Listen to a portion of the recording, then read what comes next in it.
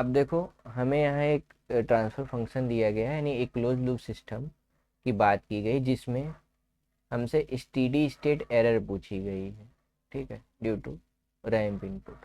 ठीक, अब देखो यहाँ क्या सीन है, हमसे ई पूछा गया है, ठीक, और कब पूछा गया, स्टेडी स्टेट, यानी स्टेडी स्टेट कब होती है, इन्फिनाइट टाइम पे आती है ऑब्वियसली। बट हमें ई एस की वैल्यू पता होगी तभी हम स्टेडी स्टेट एरर निकाल सकते हैं। और एरर क्या होता है, इनपुट माइनस आउटपुट। तो देखो यहाँ फिगर भी वही बना है, वाई देखो यहाँ सब्सट्रैक्ट हो रहा है इनपुट से, ठीक है। तो सबसे पहले हम स्टेडी स्टेट एरर क्या होती वो हम बताते हैं। ये है आर, ठीक है। यहाँ पे क्या हुआ कि एक जी ट्रांसफर फंक्शन था, मल्टीप्लाई हुआ, ठीक है, और ये आउटपुट आ रहा था, इसको यहाँ ला करके फीडबैक किया गया है, ठीक है, और निगेटिव फीडबैक है। चलो मैं यहाँ एच लिख देता हूँ थोड़ी देर के लिए, ऐसा कुछ, ठीक। और मुझे इस जगह पे वैल्यू निकालनी है ई की, ठीक। तो इस फिगर को मैं क्या कहूँगा, आर, ठीक। मुझे क्या निकालना था, ई, ठीक। अब ई के लिए देखो मैं रास्ता देख रहा हूँ, क्या रास्ता है मेरे पास, ई में जी मल्टीप्लाई होगा, ठीक है, ई में जी मल्टीप्लाई होगा, जी में एच मल्टीप्लाई होगा, फिर ये यहाँ क्या हो जाएगा, सब्सट्रैक्ट हो जाएगा। तो अगर मैं ये इसको कहूँ तो यहाँ क्या हो रहा है, ई जी, ठीक है, और एच यहाँ से क्या हो रहा है, सब्सट्रैक्ट हो रहा है। तो इससे हमें क्या मिल गया, R minus E G H is equal to E, ठीक। तो यहाँ पे मैंने क्या लगाया कि फ्लो का कॉन्सेप्ट लगाया है, मतलब इनपुट में जो आ रहा है इक्वल टू आउटपुट, यानी केसीएल जैसा कुछ, input current equal to output current type में कुछ। फिर इसको देखो रीअरेंज कर लेते हैं। तो R is equal to E plus E G H. अब देखो ई को कॉमन ले लेते हैं, वन प्लस जी एच। तो ई बाई आर की जो वैल्यू आ रही है वहाँ पे, यहाँ पे देखो क्या आ रही है, one upon one plus G H, ठीक। ये हो गया ई बाई आर। तो अगर मैं ई की वैल्यू की बात करूँ, ठीक, इससे जो ई निकल के आ रहा है वो क्या आ रहा है, R upon one plus G H. अब हम अपने क्वेश्चन पे आते हैं। ये तो मेरा क्या था, कॉन्सेप्ट यूज था, ये था कॉन्सेप्ट, क्या लगा इसमें, ठीक, वो मैंने डिराइव किया अभी अभी। अब देखो यहाँ क्या कहा गया कि हमारा जो इनपुट है वो गिवन है, ठीक है, A upon S square. Transfer function G given है, एच की वैल्यू देखो यहाँ पे क्या है, वन है, और जी की वैल्यू के upon one plus S two है।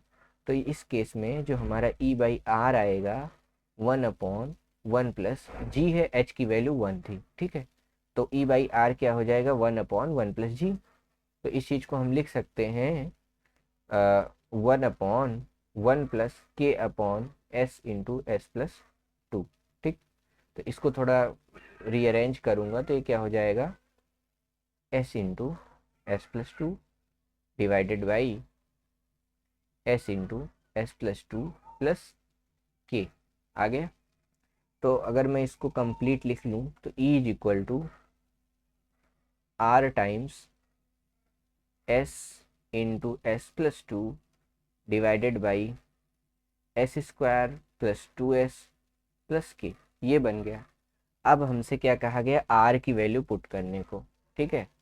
और हमारे आर की वैल्यू यहाँ पे क्या है, आर की वैल्यू है A upon S square, alpha by S square है।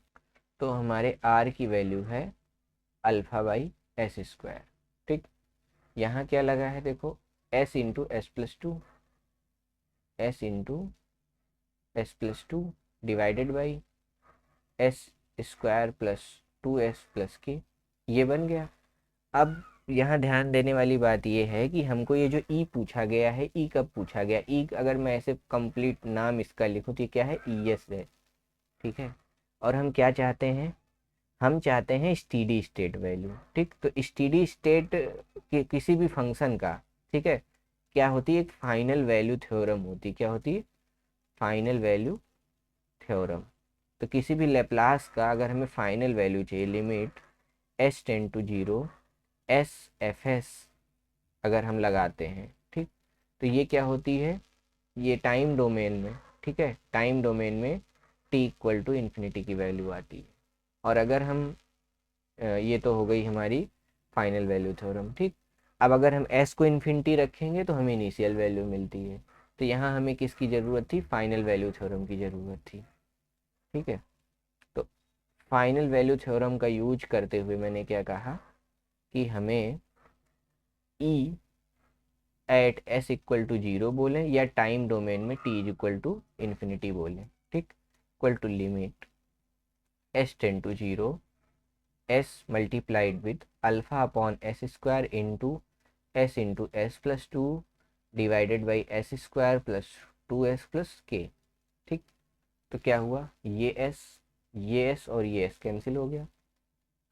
ठीक, ये क्या बन गया, alpha into S plus two divided by S square plus 2s plus के। अब हमें s की वैल्यू लिमिट में 0 पुट करनी है, तो ये क्या हो गया, alpha into 0 plus two divided by 0 plus के। तो ये क्या आ गया, 2 अल्फा अपॉन के। तो इसका आंसर क्या हो गया, 2 अल्फा अपॉन के। अब हम ये स्टेडी स्टेट एरर हम क्या कहते हैं, फाइनल स्टेडी स्टेट में जो एरर होती है वो SES और लिमिट। स्टेडी स्टेट एरर को हम कई जगह ऐसे लिखते हैं, तो ये हमने वही निकाला है, स्टेडी स्टेट एरर। वो क्या होती है, limit S tends to 0 S into ES ऐसे।